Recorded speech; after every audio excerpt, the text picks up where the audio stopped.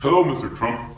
I know we have had some differences and the situation between our countries has been complicated, but I'm glad we can finally discuss this matter. I truly believe we must try our best to maintain a healthy relationship between our nations and keep benefiting from it. Mr. Peña Nieto, there's nothing to talk about. You're paying for the wall. As I said before, Mexico is not contributing to that bill. I reject and regret the U.S. decision to build that wall. Listen, I don't need Mexico. I don't need Mexicans, and if you're not willing to pay for it, then I will charge fees to every person who comes into my country. That's how you pay for it. Mr. Trump, you need Mexico more than you think. You might charge my people with entry fees, but at the end, your country is the one that loses economically speaking. Your prices will rise, and at the end, it would hurt Americans more than it will harm Mexicans.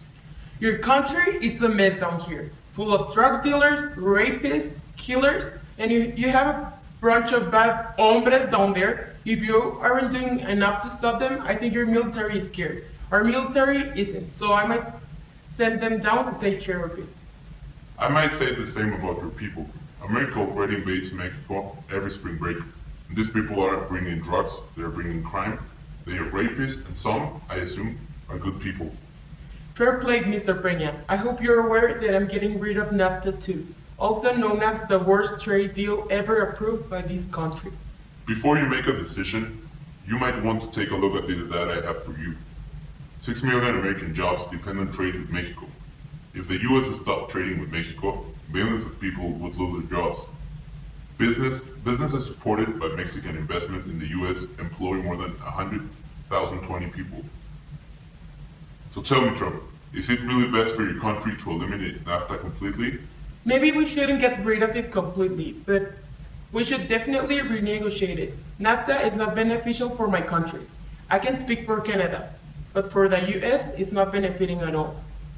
Negotiation cannot take place until it makes a 90-day notice period by informing the Congress. If the American government don't define their objectives, Mexico is not in a hurry to change the agreement. Of course, you're not in a hurry. Mexico is the only winner of this treaty. With all due respect, Mr. Trump, I don't know who is assessing you in economics, but every path you're trying to take leads you nowhere. You need us, and we need you. Let's stop this childish attitude and start the negotiation. I'll see you in court then, and start building the wall.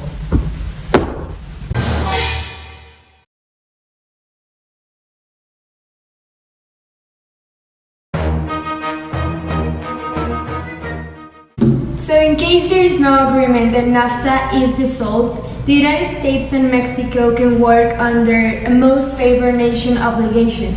That means that the United States and Mexico must apply the same tariff to each other as they apply to the other World Trade Organization nations.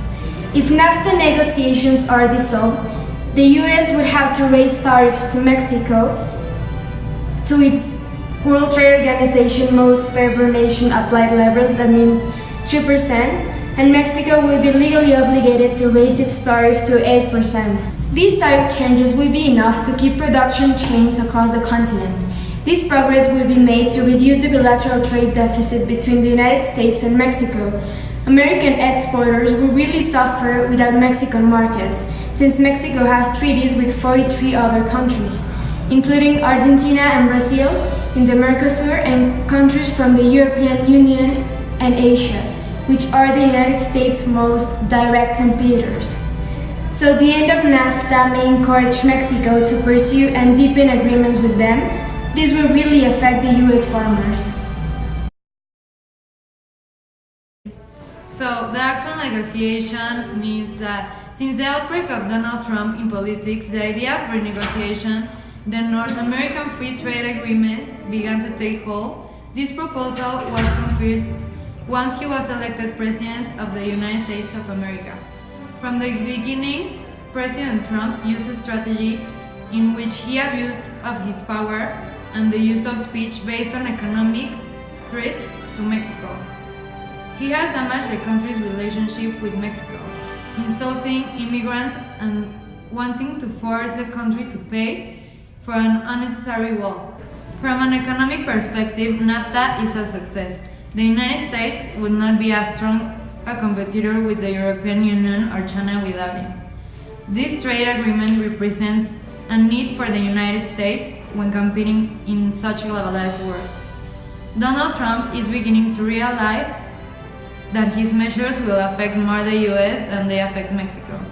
For this reason, Mexico is confident that Trump won't be able to impose high barriers on Mexican imports. Minister Luis Videgaray said during an interview that he anticipates negotiations over NAFTA to begin this summer. Hopefully, the treaty will be a win-win situation for Mexico and the US.